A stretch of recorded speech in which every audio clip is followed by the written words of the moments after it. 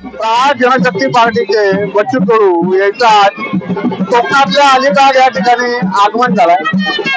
तर तुम्ही जर या ठिकाणी पाहत असाल तर पारंपरिक कोळी नृत्य करत लेझिम खेळत आणि या ठिकाणचं पारंपरिक नृत्य म्हणजे नृत्य साधन बच्चू कडूचं स्वागत करण्यासाठी या ठिकाणचे स्थानिक कोळी बांधव जे आहेत हे उपस्थित झाले आहे। हे वर्षोवरची जे वाजवणारी टीम आहे एवढं जबरदस्त वाजवते की त्याच्यानं या ठिकाणी प्रत्यक्ष नाचत बच्चू कडूचं आगमन सभास्थळी होत आहे। शेकडोच्या संख्येत लोक सध्या या ठिकाणी आहेत। याशिवाय आज जो ज्या ठिकाणी सभागृहाचं आयोजन केलं आहे त्या ठिकाणी मोठ्या प्रमाणात लोक सध्या बच्चू कडूच्या स्वागतासाठी तयार। एक वेगळा आनंद सध्या आहे आणि बच्चू कडू सारखा एक शेतकरी नेता पहिल्यांदा कोकणात आल्याच्यानं या ठिकाणी जे मच्छीमार आहेत किंवा जे सर्व लोक आहेत ते स्वागतासाठी तयार झाले। हे दृश्य या ठिकाणी पाहत आहे।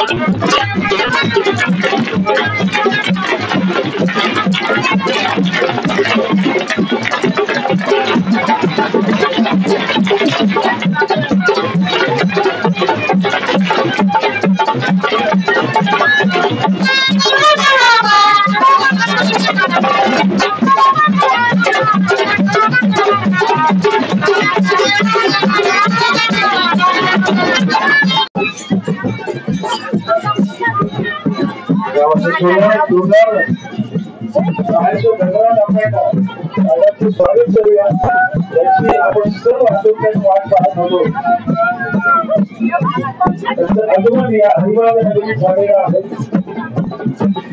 बच्चू कडूचं सध्या सभास्थळी स्वागत होत आहे। एक वेगळा आनंद आहे। कोकणातले जे मूळ रहिवासी असतील लोक बच्चू कडूच्या स्वागतासाठी एकत्र आले। हर्ष उल्हासात या ठिकाणी बच्चू कडूचं सध्या स्वागत होत आहे। तुम्ही या ठिकाणून हे सध्या दृश्य पाहत आहे। विशेष म्हणजे लोक आले गुलाबा पुष्पवृष्टी करत गुलाबाच्या पाकळ्या देतात या ठिकाणी सध्या स्वागत होत आहे। एक हजारोच्या संख्येनं जे लोक आहेत ते या कार्यक्रमासाठी एकत्र आले आहेत। हे त्या ठिकाणचं दृश्य म्हणजे शेतकरी नेता कसा असावा यासाठी या ठिकाणी सर्व जे लोक आहेत ते एकत्र आले आहेत। लवकरच बच्चू कडू या ठिकाणी लोकांना मार्गदर्शन ते करणार आहे।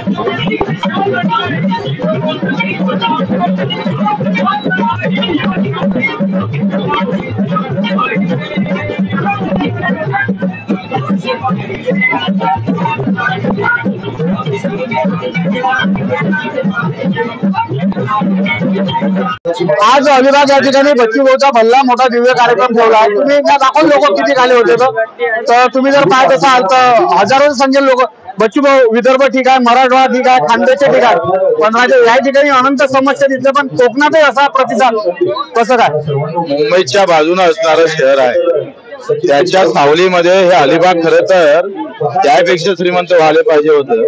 पण मुंबई जशी कामगाराची मच्छीमाराची होती ती मुंबई आता उद्योगपती आणि नेत्यांची झाली। आणि मग ही जी लढाई आमची जी लढतो आहे ते अतिशय शेवटचा माणूस तो कुठल्याही जाती धर्मातला असू दे त्याची जी काही कष्टाची लढाई आहे त्या कष्टाच्या लढाईचा हा हुंकार आहे आणि त्याचा हा हक्क परिषद आम्ही घेतोय का आमचे हक्क काय आणि त्या हक्कासाठी आम्ही लढलो पाहिजे का नाही लढलो पाहिजे याच्यासाठी हा प्रयत्न केला। त्या सचिन साळुंखे सारखा म्हणजे तो तेंडुलकर क्रिकेटमध्ये दिसतोय हा सचिन आता दिव्यांगाच्या सेवे करताना आम्हाला दिसणार आहे। मला वाटत नव्हतं एवढी गर्दी होईल पण प्रचंड मेहनत त्यानं घेतली आणि आता जागा कमी पडली एवढी गर्दी इथं तिथं केलेली आहे। येणारं 28 तारखेचं आंदोलन सरकारला झुकवल्याशिवाय राहणार नाही.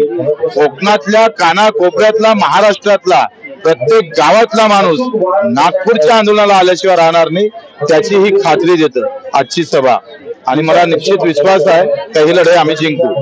भाऊ, काल सन्मान्य मुख्यमंत्र्यांनी 31,000 कोटीपेक्षा जास्त जो निधी आहे तो अतिवृष्टी धारकायला दिला आहे, पण त्यातही मोठ्या प्रमाणात शेतकरी नाराजगी येत आहे. त्याच्यावर आपलं काय प्रतिक्रिया आहे? 31,000 मध्ये 10,000 कोटी दिलेल्या पायाभूत सुविधेसाठी, म्हणजे शेतकऱ्याचा काही संबंध नाही.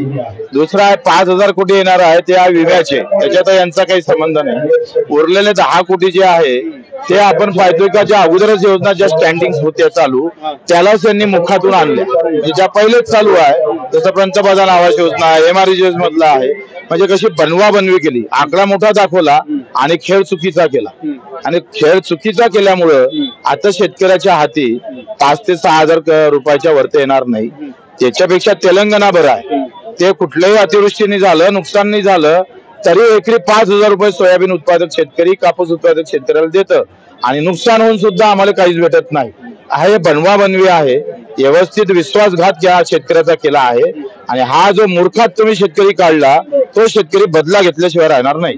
भाऊ, बोलताना तुम्ही सांगितलं 28 ऑक्टोबर नागपूर, चलो नागपूर, काय प्लॅनिंग आहे? आणि प्रत्येक ठिकाणी तुम्ही महाराष्ट्रभर फिरत आहे, मग कोणता इशारा तुम्ही डायरेक्ट मुख्यमंत्री गावात चल बापा आता तर?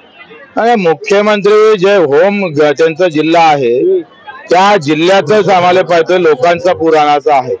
पूरग्रस्त शेतकऱ्याचं भलं झालं नाही, शेतकऱ्यांचं भलं झालं नाही, मच्छीमारांचं भलं नाही, दिव्यांगाचं भलं नाही. त्याच्यासाठी नागपुरात आता महापूर आणणार, महागर्जना आंदोलन आम्ही तिथं करू आणि महाहक्क परिषद तिथं होणार आहे आणि सरकारला नमावच लागणार आहे. जेथपर्यंत सरकार निर्णय घेत नाही तोपर्यंत नागपूर सोडणार नाही.